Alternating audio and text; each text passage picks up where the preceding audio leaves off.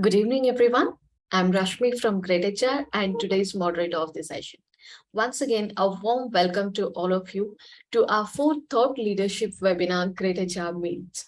And as you all know, the topic for today is building a future-ready workforce. So before we talk more about this, let's do a little bit housekeeping on how the session goes. So in the first part of the session, we will be knowing more about our speakers as well as our beloved partner and the partner organization. And after that, we will have a round of discussion with our expert with a couple of questions and seek Mr. Rohit's answer for that. And that will then be followed with the audience Q&A. So audience Q&A, that's where the time is all yours, dear attendees. You can start putting across your questions once the round open up, and you can put your questions in the Q&A option of the Zoom control panel. All right. And also the session is currently being recorded. So if you happen to miss out on any part of our today's session, not to worry at all. We have got you covered. So there is a backup and the recording will be shared with all of you once the session is done. So on this note, let's begin our today's session. So as you all know, our topic is all about the future ready, being future ready, right? So here I would like to add, according to me, the world has gone through a massive transformation since the pandemic, right? We all agree with this.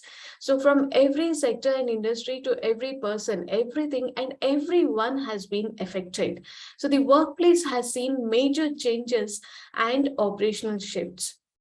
In fact, according to a report by McKinsey, over 17 million people will need to transition to new jobs in a post-COVID economy, and many of this will require additional training for their new positions. So it is now imperative that the workplace should be future ready to overcome any challenges and deliver the best possible as a team. So what do companies need to do to achieve that? How can they become future ready? What strategies the HR leaders need to adopt to build a future ready workforce? So in the next 1 hour, we are going to talk about this in detail with our esteemed speaker, Mr. Rohit Bhagat, and understand the importance of a future ready workforce. Well, let me tell you more about our expert speaker, Mr. Rohit Bhagat. So, Mr. Rohit Bhagat has an illustrious career spanning over 17 years, having worked with Aditya Birla Group, EY, Majid Al Futtaim Properties, Huawei, and GEP worldwide. His core expertise lies in digital transformation, OD and talent management, cloud learning and platforms, BPHR, HR analytics, change management, people strategy, and business integration and digital learning. So, Mr. Rohit, we are delighted to have you here in the session. Once again, welcome. Thank you, Rashmi. Thank you so much. I'm delighted to be here as well. Great. So next, I would like to introduce our partner, Mr. Hamza Riyad. Well, to tell you more about Mr. Hamza, he is currently the Financial and Development Manager at ETD Marketing and Events FZELLC. He is a mathematician specialized in data analytics and modeling and experienced in business solutions and digital transformation. He is a consultant for businesses and suggests best solutions for their processes. He is also the founder of multiple startups and small businesses. So, Mr. Hamza, we are happy to have you here. Welcome to this session once again. Welcome, everyone. I'm delighted to meet you here. And inshallah, today's session will be an addition to the future, inshallah, and to the solutions in the world. Sure, hopefully. Yeah. So, Mr. Hamza, I would like to hand over the session to you. If you could explain us about ETD Marketing and Events FZELC. Okay, sure. Just let me share the screen, I guess. Yeah, 1 second.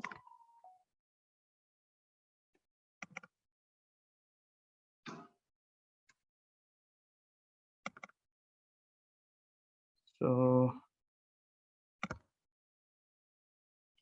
is it clear now? Yes, yes, it is. I'm sorry, my camera is not working. I have some technical issues with it. So if you can excuse me with that. Sure. Okay, so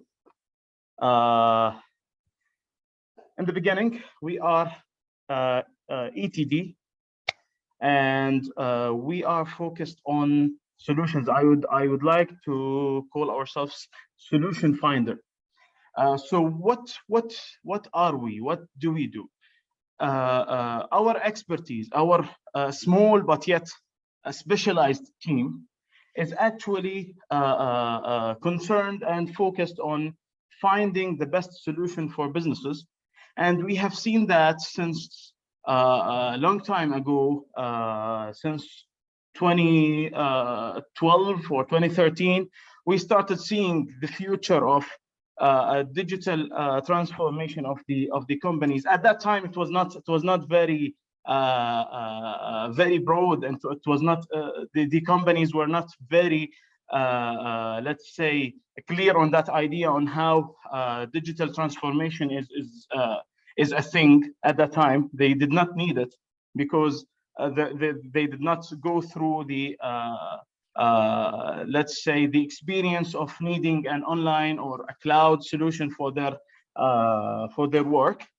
So, but at that time, we have seen the possibilities and the potentials that were there to move the business to another very new level. And we have, since that time, we have started working on focusing, let's say, on the businesses. Before, we were working in the programming section and the software, but we were not that focused on the businesses. But at that time, we have seen that we need to focus on the businesses. So we have started looking into the solutions. So our vision, for sure, as a solutions company, is to find, let's say, the system that suits the businesses in the best way and that makes them do their processes, their job at the most efficient way. And actually, we find some new ways of how the businesses should go through their daily processes, let's say. So, what is the value that we have in the market? The value that we have is that we are experienced with many of businesses that we have worked with, and we have found solutions for them, and we have actually increased their efficiency and their levels of work to a levels that they were not even dreaming about. And that was by the help of our specialties, our experience, and the help of the systems that are out there that we are actually looking for. And we are creating partnerships here and there with all the solutions that benefit the businesses. And now let's talk more about our services. So our what are exactly the services that we work on? We found business solutions that are, let's say, the softwares, the cloud softwares, on how to deal with the daily business workflows, and how to automate the processes that are happening out there. And we actually try to make, let's say, a whole automated system. We would like to call it an operating system for the companies, for the businesses. And we do some work in the branding and digital marketing. So, who are our biggest partners in this game? One of the biggest partners is Zoho. We are authorized partners of Zoho. And lately, we have seen that there is a very big demand in the market to find a solution for HR processes, because nowadays, and especially in the Gulf, and especially also in UAE, there are many regulations, there are many processes that have to be done throughout the HR process, which includes the WPS, for example, for salaries, and the documents that you have to keep track of, and all the the regulations, and you have to do this process and that process, and the big number of applications that you have to do in order to keep up with your staff. So these processes are actually for companies, they are a headache. So they need a good solution that they can depend on and they can rely on to find, or to, let's say, to save their time throughout these processes. And we actually found that greytHR is I would call it a great solution. So it is a great solution for HR because they are actually finding solution for everything. You can look into any HR process that is out there in the business, and you can find the solution in greytHR. And that was the reason why we actually went with that partnership with greytHR. We found that big opportunity of the businesses being moved and transformed digitally, and HR is one of the most needed solutions out there. And I would like to say that our expertise are in consultation.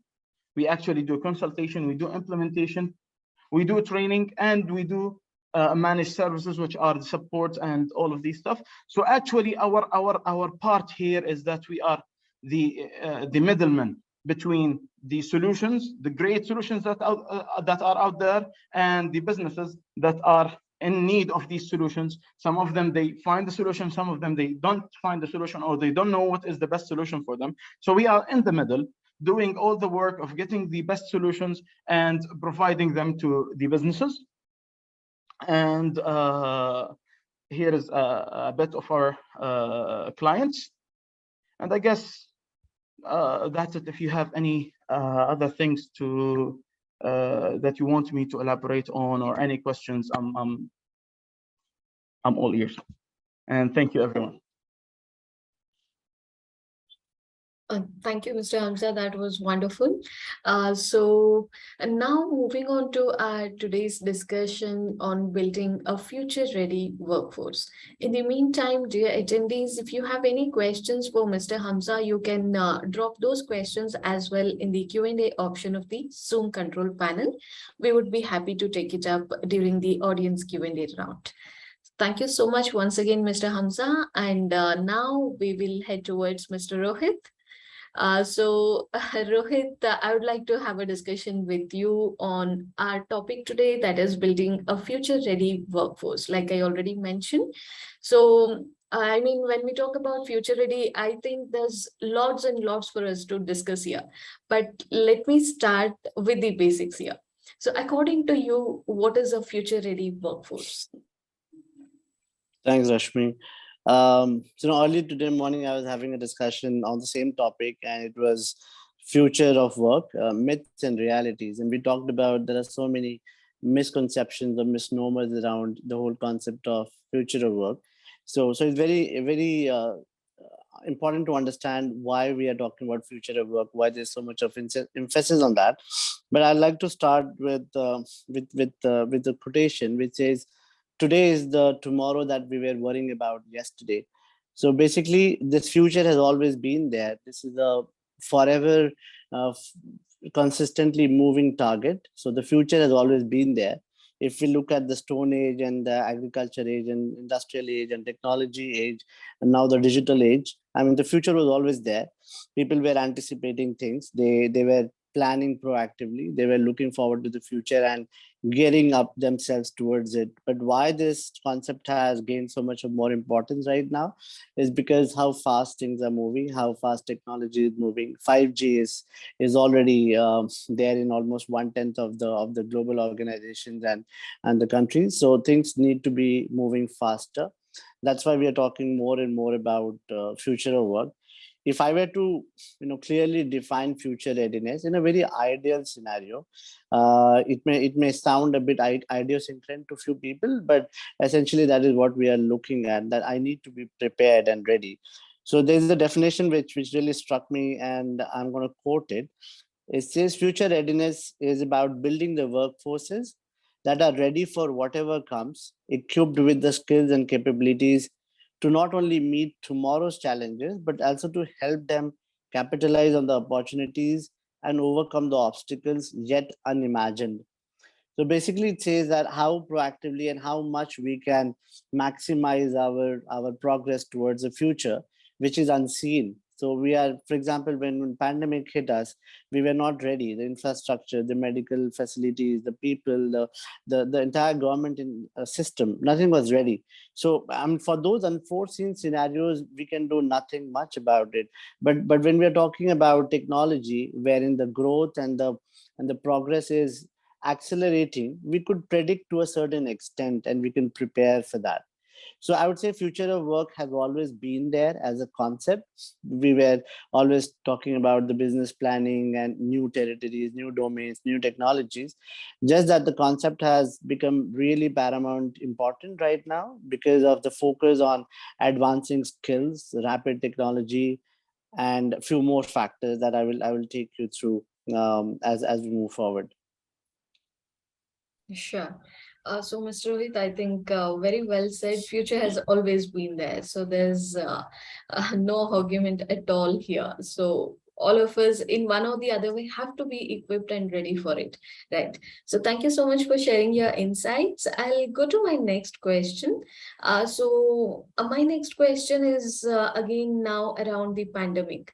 So according to you again, how has the workforce evolved in the past 2 years? It's like ever since the pandemic has hit.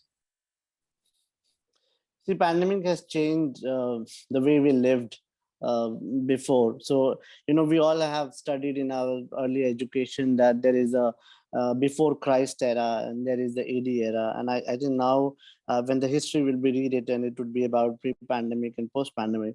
Because even when the Great Plague happened in early 1900s, and when there were some other, when the Great Famine of Bengal happened early last century, things were limited. It was terrible, it was horrific and tragic, but at such a wide scale wherein everyone was touched by the fangs of pandemic, things have really changed. One, in terms of the priorities of people. So earlier there was a sense of ambition plus desperation plus aspiration in terms of work is holding a significant amount of my work life. But I think that has changed. Now people want to be more in control of their lives, how they lead their lives, how they want to spend their time while they are here on earth. So in that also has implications in terms of the way we work, the places that we work, how many hours do we work, what is the definition of extra mile. So recently there was this quotation by one of the CEOs in India, and there was a huge backlash against it, that who asked people to work for 18 hours. Similarly, I was in China for 5 years, and there was one of the sayings from the CEO of Alibaba, Jack Ma, that it's 9 into 9, 9 into 6 into 6, which means people have to work 6 days in a week, 9 hours every day. And it was severely, I would say, trolled, because that is not how work and life needs to be based on. And that has become more prominent after pandemic. I would say people give a huge amount of priority to flexible working. For any interviews, people definitely ask, what is your work from home or work from anywhere policy, which was not the case. I mean, some of the very progressive organizations, especially in the IT sector, and wherein they could work from anywhere. But other than that, it was almost unheard of that how could you not come to the office and work. But I think because of the pandemic, there has been a lot more focus on remote working, constant learning, looking at a career shift. And that's where I think we will talk more about upskilling and reskilling. What are the implications and how that has been shaped and fast tracked due to pandemic. Sure, Mr. Rohit. And also thanks for bringing up the terms upskilling and reskilling. I think my next question is going to be around that now. So could you please define reskilling for us, as in like how is it different from the upskilling, and how is it going to contribute to creating a future ready workforce? Sure. So I would not go by pure definitions on this. I would rather give some more practical examples. So these are some of the things that I was researching lately, and have come to few concept level definitions. So I will give you very practical examples. Okay, examples like a teacher, a farmer, a housewife, a software programmer, an HR recruiter. So let's look beyond upskilling and reskilling. Okay, let's go a few steps ahead of that. So let's take the example of a HR campus recruiter. Okay, so someone whose predominant role is about hiring at a campus level. Now the upskilling for him or her would be when he's learning new tools of recruitment. So right now mostly used to going to the campuses and interviewing people, group discussions, and so on. If I'm upskilling myself by understanding the nuances of virtual hiring, by understanding the nuances of virtual whiteboards, if I'm taking up a role which is also including leadership hiring, so I continue to be in my function, but I'm upgrading my skills in the same domain. Let's take the example of a farmer. Okay, so far I'm only doing traditional farming. I do farming for 8 months in a year, and that's it. Beyond that, I do not really participate much. But if I have to upgrade or upskill myself, I will do more than one crop. I will do farming around the year. I will use more advanced tools. I will perhaps even go to the extent of weather forecasting and more understanding of the fertilizers, chemicals, and so on. So I'm upskilling myself within the domain of my key expertise. I might go for some new skills or certification, but it will all be limited to my line of function. So that's how we look at upskilling. Now, if we look at, let's say, adjacent skilling, so let's stick to the same example of the recruiter for campus hiring. When we are doing recruitment, we are also involved in the salary offer and negotiation and discussion. So me being a recruiter was not, or let's say, is not very well exposed to the compensation benefit part of it, which is a significant area for HR. Okay, so if I want to adjacent skill myself, the skills which are related in my immediate vicinity. So what are the skills required in my proximity of my role as a recruiter? So for example, I will do shadowing with my compensation and benefits team to understand the basics of compensation and rewards. So that is adjacent skilling. I'm learning something which is not in the immediate periphery of my work, but that is somehow in immediate proximity. If I look at agile skilling for the same example of profession of the recruiter, it would be that I'm getting more involved in talent demand and supply benchmarking projects, or I'm taking a course on data analytics. Now, what has been the trigger for this and why it is called agile skilling? Because this is a very on the job or on the project rather, because now the jobs are also getting more and more segmented. There are more project based jobs. People are more happy and comfortable freelancing, and that is going to be the future of the workforce. There will be more freelancing, there will be crowdsourcing. People would be working remotely on projects and assignments rather than taking a full time. So if I were to look at agile skilling, number one, I will try to get on new projects. One of the projects could be talent demand and supply benchmarking. So let's say I'm working with Conferry or Hay or Mercer on benchmarking projects. In lieu of that, or during the course of that project itself, I'm learning more around data analytics. So that would be agile skilling, more on the project. Then let's talk about reskilling. Now, if I, as a campus recruiter, I take advanced courses in accounting and I go for courses in corporate taxation. Now, that is a complete new skill set for me. I was never an accountant. I never studied accounts. But I somehow foresee that a lot of my work will become redundant or automated. So let me gain in a skill which either or and looks at both of these criteria, and something which is more employable, as in it enhances my employability. So corporate taxation is one field, at least in UAE.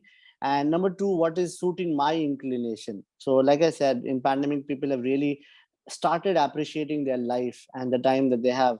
So if I want to do something which is in line with my own interest, that would be reskilling. A very clear example, a lot of people during pandemic, when they lost their job, they started Uber driving. They started getting call center jobs or customer care when they were not from that function. So in order to become skilled in an area which is not your familiar or regular line of professionalism, I would say that is reskilling. Sure, Mr. Rohit. Thanks for elaborating it. So while we talk about this, I'd like to just extend our discussion on reskilling here. Does the idea of building a future-ready workplace only extend to reskilling, upskilling, and knowledge growth? Or are there any other areas that one must consider? Right. I think that's a very relevant question. As in, what is the boundary of future of work? Is it related to the skilling part or more than that?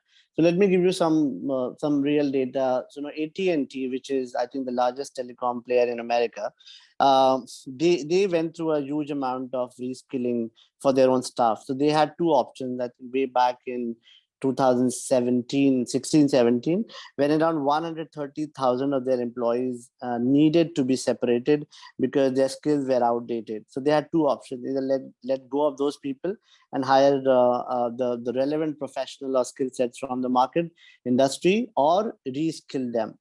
So they got MOU with one of the leading universities in America, and they said we are going to retrain and reskill all of our people so that our business continuity does not get adversely affected, and at the same time we do not have to let go of our people.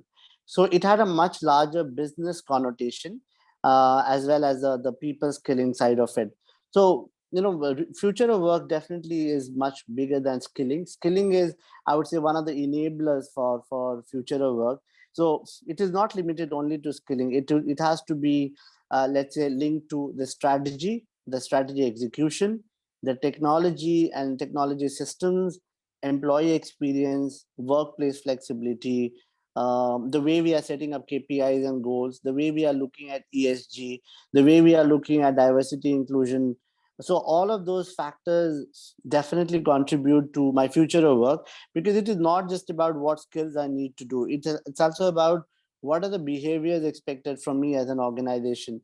How do I create a culture which is self-sustaining, which is self-motivating and self-inspiring, so that people feel that there is a need and there's a compulsion and there is a motivation to continuously learn. If I do not learn and fast forward myself, I will be without a job. So that becomes one of the prime imperative for people to look forward. At an organizational level, future of work is more about experimentation, more about anticipation. So how do I look at things which I am not very clear about? Like for example, when 4G to 5G transition happened, actually it has happened in UAE, but in India we are still to roll out the 5G. So when that transition is happening, that was anticipated, right? So some of the companies like China is already talking about 5.5G. Some of them have even started preparing towards 6G. So those are definitely predictable or anticipated changes. So we can work towards that. And that is how future of work is more predictable, more in a semi-defined way. But there are a lot of things which is in very fluid shape, which is very blurred, that we cannot really define. So that means there has to be a combination of strategy, leadership, skill sets, infrastructure, technology, resources, and tools, which will together orchestrate you towards the future of work. Absolutely. Thank you, Mr. Rohit. And while we discuss about this, I would now like to talk about a few missteps. Like, what are some missteps that organizations should be warned against the journey to future ready?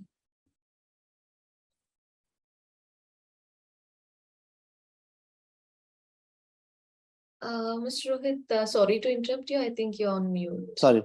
Yeah.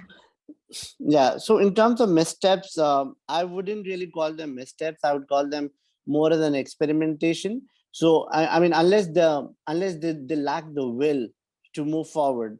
Like, I mean, Nokia is a very important example that most of the people talk about, how Nokia lost its huge market share when they were not proactively upskilling themselves toward the future of work, how their strategy failed, and so on. So, a lot of those things could be defined as missteps in retrospection. I mean, no one designs for failure, right? So it would be more about a clear understanding, a very proactive leadership, an anticipation of what is about to come. So let's not call them mistakes. Rather, what are some of the experimentation that people might do due to the lack of full awareness around the whole concept of future of work? So, for example, some of them might feel that I give everyone a training on Excel, and that becomes a digital education. Or they feel that my finance head, my marketing head, my strategy head, my technology head and information head, they all go through the same leadership training to become more digitally savvy. Now that may not work out. So for example, some of the projects that I did with some telecom operators, and we designed this digital fluency workshop, wherein it was segregated into two levels. One, at a foundation level, there is a certain amount of digital awareness or digital proficiency that I expect everyone to understand. I want everyone to have the same understanding of what is the meaning of a digital organization, or let's say cloud scientist or data analyst. So the meaning of digital should be commonly understood. So that is the foundational level. However, I cannot expect my let's say finance guy or design guy or product person to have the same level of digitalization expertise as my CTO or CIO. So one is at a foundational level, the other is at a functional level. Now, how does digital come into play for a marketing person, for a salesperson? So, for example, in terms of the telecom sector, how can I teach my sales and marketing people to have more monetization revenues from digital streams? So as a telecom organization, how do I compete with WhatsApp, which is a very serious competitor to telecom, if some of you may not be aware? Because as you know, WhatsApp calls are free, and they have been competing with the telecom tariffs. So that is the competition. So how do I come up with more digital channels that has to be independently, functionally trained to people? The kind of digital application that finance person could have would be different from what a marketing person would do, what a HR person would do. So digital awareness has two major components. One, at a foundational level, that everyone should be knowing, and that becomes the currency of the organization. So that would be one area wherein people somehow do not take the right approach in terms of fundamental and advanced levels of digital learning. Secondly, they still continue to be working in a very hierarchical manner. Now that is very detrimental to future of work. So future of work is all about experimentation, being agile, working in a DevOps style. So DevOps, for those who don't know, is basically development and operations at the same time.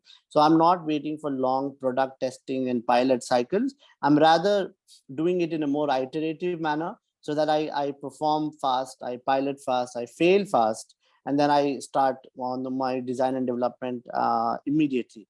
So instead of a waterfall model, I will go in a cascaded manner. I will have small pilots rather than failing one big time. So that's another fallouts of people not being able to come out of their rigid mindset.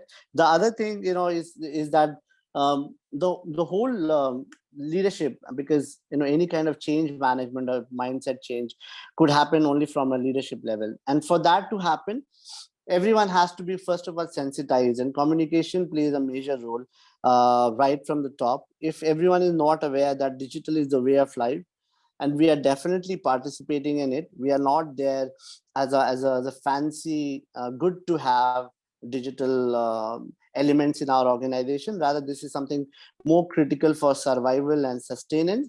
So that communication, a lot of organizations fail to address. So I would say differentiated trainings, better communication, and a room for more experimentation and innovation. These are the three areas wherein organizations are not doing sufficient enough to move towards the future ready organization. Wonderful. I think you have put it in a most brilliant way, I think, Mr. Rohit. Thanks for that.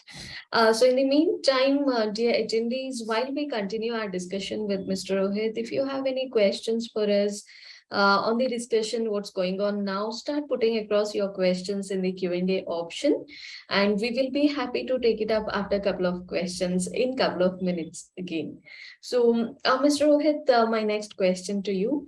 So in your opinion, what is it that an employee looks for in a job today? See, I think I touched upon this a while back when I said that people ask for what is the kind of flexibility that I have in my potential work.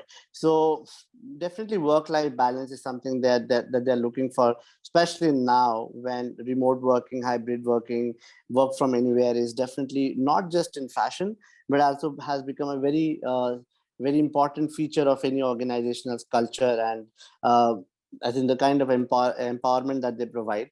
Number two would be what kind of, so now people are not just looking for a vertical career path, they are looking at how much of horizontal growth I can have.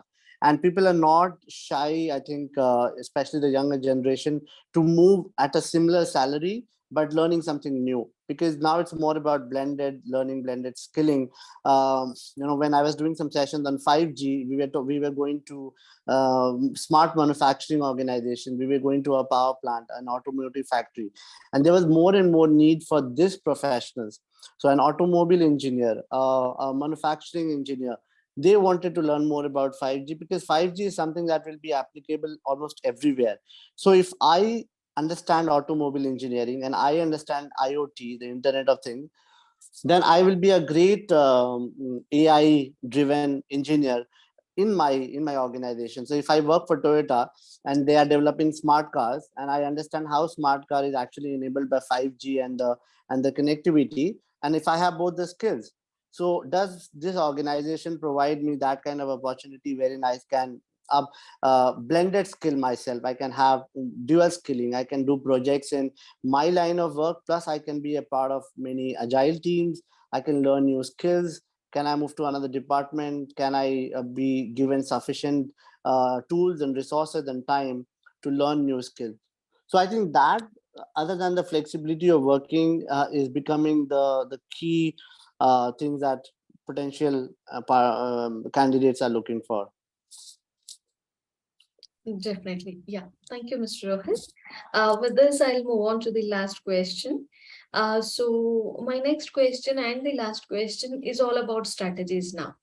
So the question is, what are the strategies the company should adopt to build a future-ready workforce?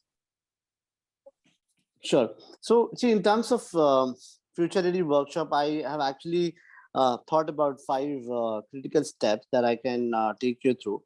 Actually, not five, but four. So, number one, you understand what is your business strategy. Are you going to be entering into a new territory, a new domain, a new line of business? So, with that, let's work backward. So, everything becomes corresponding thereafter. So, if I, for example, I work in a hotel industry, and I want to start a tourism company which is providing virtual tours to anyone in the world. So I'm in Dubai now. I want to have a virtual tour company as a part of my hotel line of business, wherein people sitting in Argentina or Russia or Trinidad can have a virtual tour of Dubai. So if I want to go in that line of business, let me anticipate what would be the nature of work thereafter. I mean, what do I need to deliver?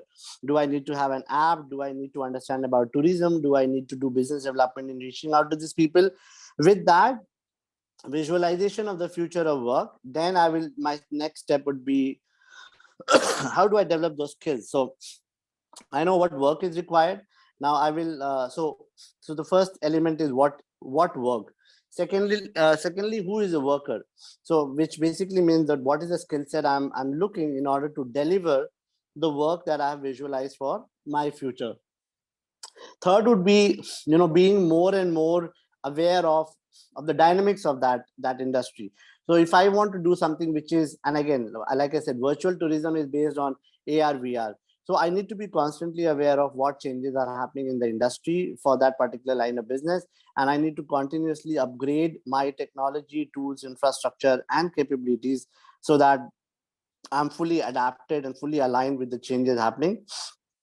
And the fourth would be that make learning, this constant learning, like a way of work. So learning becomes not as an isolated agenda. It doesn't become like once in a year or twice in a year part of the learning calendar. It becomes a way of life. So you will have micro learning, continuous learning, agile learning, which will continue to give you a thrust in the right direction. I think these are some of the few steps that organizations, at a very holistic level, so look forward and find out what work you want to do.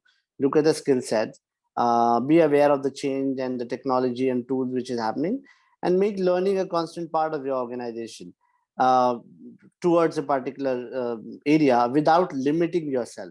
So it's very important that we work in an open platform kind of a scenario wherein we are always open to learn from the ecosystem. We are open to learn new skills. We are ready to experiment and adapt. I think those are some of the things that organizations could perhaps pursue. Sure. Thank you, Mr. Rohit. So with this, dear attendees, we are done with the first round of discussion. So if you have any questions, please put it across in the Q&A option of the Zoom control panel. We will be happy to take it up here. So, Mr. Rohit, so far I don't see any question here. So I think our discussion was pretty clear to attendees. We'll just wait for one more minute and then proceed further. Sure.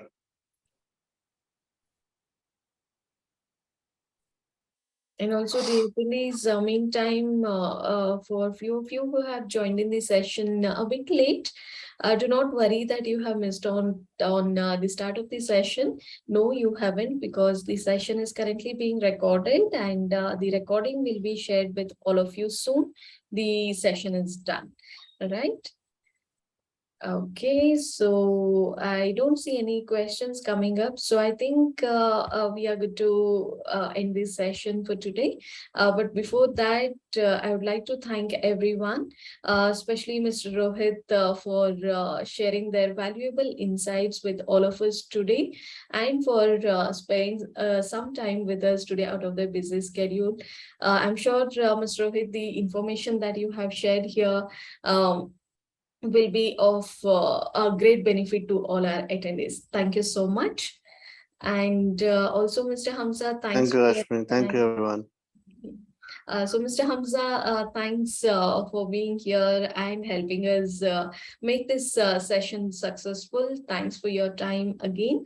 And also, dear attendees, I think without you, the session wouldn't have been this successful. So thank you again, and we'll be looking forward to see you in our upcoming sessions. In the meantime, once we are done with this session, if you have any queries, please feel free to reach out to us on the email ID that you can see on the screen. That is yasir.rafat@greatip.com. So recording will also be shared with all of you. Do not worry about that. So I think on this note, we are good to end the session for today, and we'll be looking forward to see you in our upcoming sessions. Till then, stay safe. Have a great time. Thank you. Thank you, everyone. Bye. Thank you all. Bye-bye.